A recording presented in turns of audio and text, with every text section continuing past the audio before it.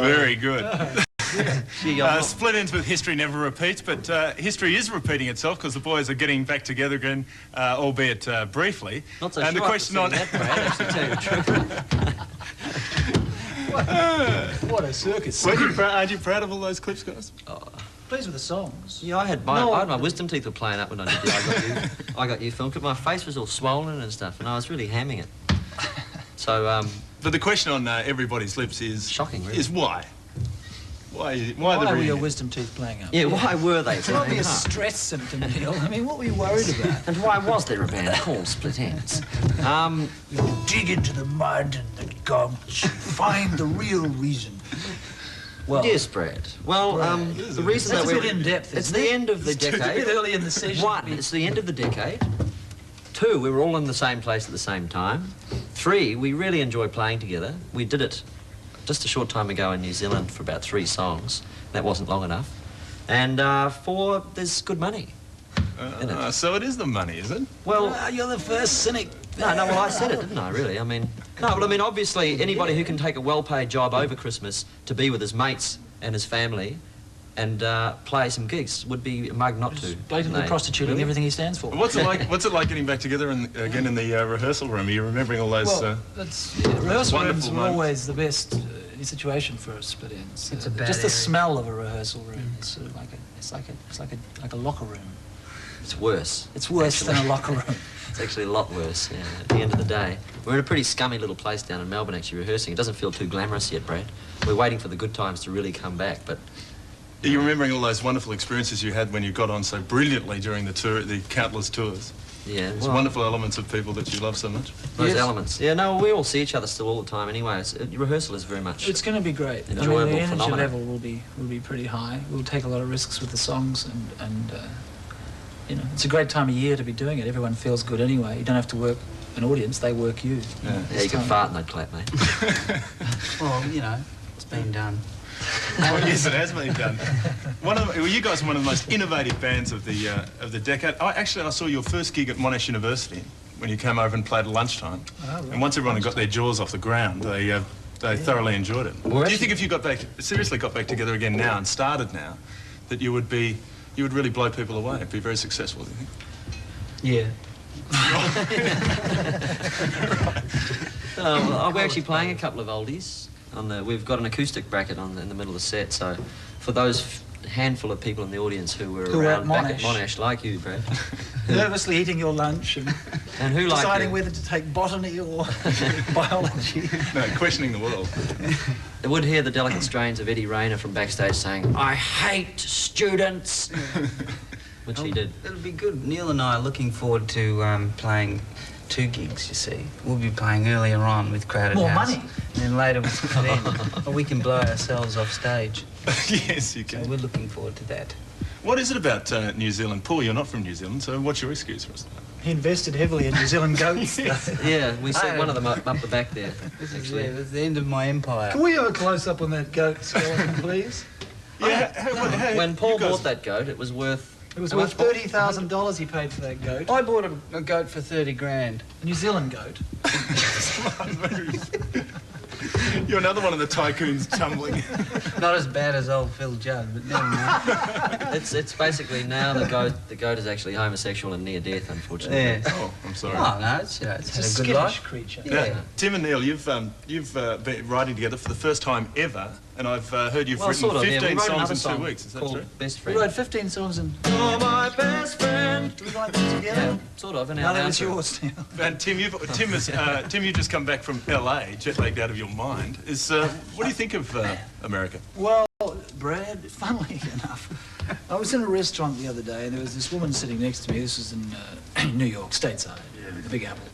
And she sat back and heaved a big sigh after an enormous meal of oysters and steak and the works. She said, "Shall I have another piece of chocolate cake or the check?"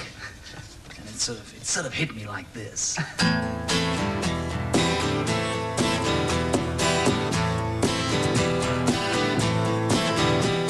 Not everyone in New York would pay to see Andrew Lloyd Webber. May his trousers fall down as he bows to the Queen and the Crown.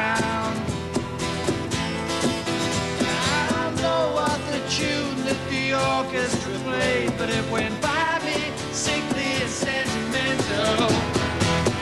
Can I have another piece of chocolate cake? Tammy Baker's got a lot on her plate. Can I buy another cheaper cassoulet? Andy Warhol must be laughing in his grave.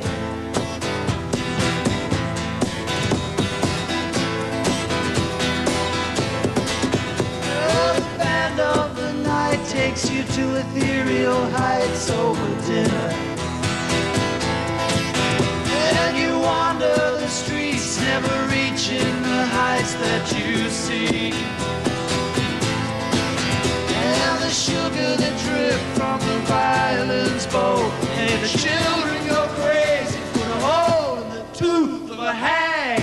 Can I have another piece of chocolate cake? Tammy Baker's got a lot on her plate.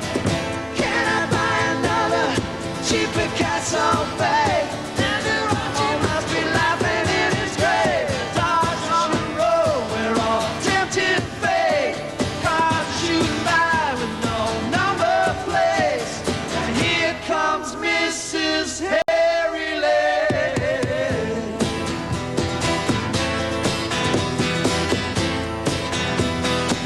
Okay, Neil. I saw Elvis Presley walk out of a 7-Eleven. It's like the Smothers Brothers. And a woman gave birth to a baby and then bowled to 57. The excess of fat on your American bones will cushion the impact as you sink like a stone. Can I have another piece of chocolate cake? Tammy Baker's got a lot on her plate. Can I buy another cheap Picasso bag? Liberace must be laughing in his grave.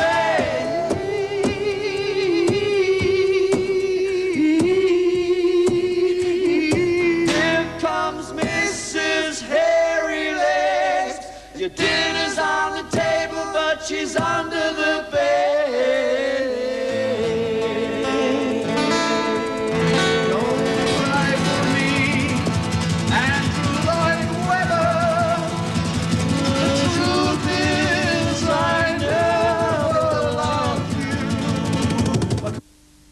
Later, the band will be playing live in Sydney at the Concert of the Decade, and they say history never repeats. A chic-com-com and a chic-com-com. When I was a young boy, I wanted to sail around the world. That's the life for me. Living on the sea, spirit of a sailor, circumnavigates the globe, and the lust of a pioneer will acknowledge no frontier. I remember you by thunderclap in the sky, lightning flash, tempest flare round the horn. If you dare, I just spent 6 months in a leaky boat, lucky just to keep afloat.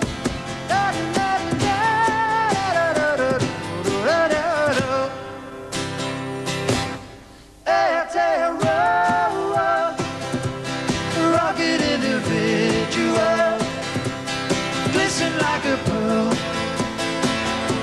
at the bottom of the world. The tyranny of distance didn't stop the cavalier, so why should it stop me? I conquer and stay free. Ah, come on, all you lads, let's forget and forgive. There's a world to explore, tales to tell, back on shore. I just spent 6 months in a leaky boat, 6 months in a leaky boat.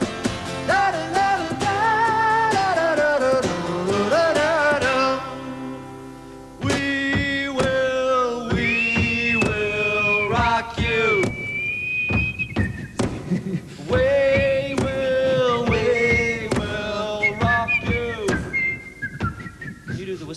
Paul, thank you. Can you bring us back now, Paul, please?